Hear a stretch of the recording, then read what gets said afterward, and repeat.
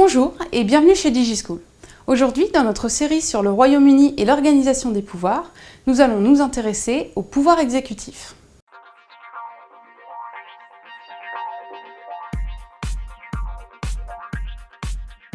Reconnaissez-vous cet homme? Il s'agit de David Cameron, le Premier ministre britannique. Il est issu du Parti conservateur. En effet, le pouvoir exécutif au Royaume-Uni est essentiellement assuré par le Premier ministre et par son gouvernement. Alors, comment est constitué ce gouvernement?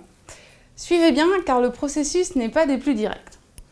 Tout d'abord, nous en avons parlé dans une précédente vidéo, les élections ont lieu. Les General Elections. Lors de ces élections, l'un des deux principaux partis est déclaré vainqueur. Il devient donc le parti au gouvernement. En mai 2015, c'est le Parti conservateur qui est devenu le parti aux affaires, le parti de gouvernement.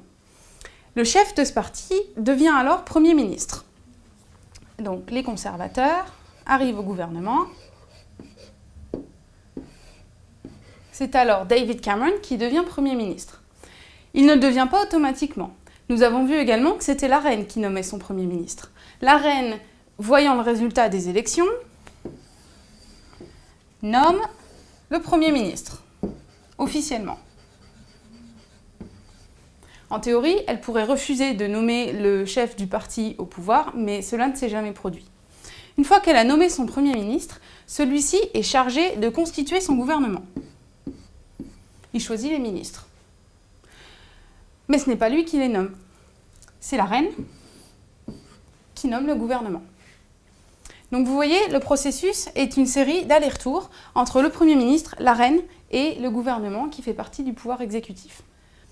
Le saviez-vous? Le Premier ministre habite au 10 Downing Street, le 10 Downing Street.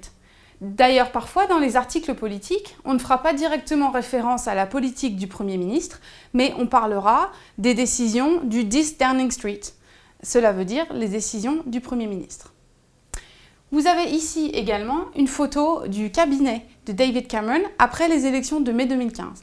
Le cabinet, cabinet en anglais, c'est l'ensemble des principaux ministres, et non pas l'ensemble du gouvernement, mais l'ensemble des principaux ministres qui se réunissent le plus souvent pour débattre des affaires du pays.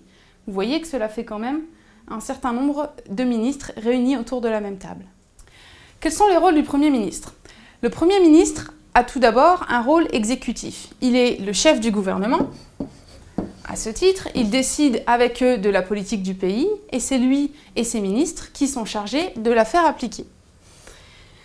Et il a également un rôle législatif, c'est-à-dire qu'il peut proposer lui-même des lois qui seront ensuite débattues à la Chambre des communes, puis à la Chambre des lords, enfin bref, qui suivront le processus législatif du pays, normalement, sauf que l'initiative de la proposition de loi aura été prise par un membre de l'exécutif et non pas par un membre du Parlement. En conclusion, le pouvoir exécutif au Royaume-Uni est assuré par le Premier ministre et par son gouvernement.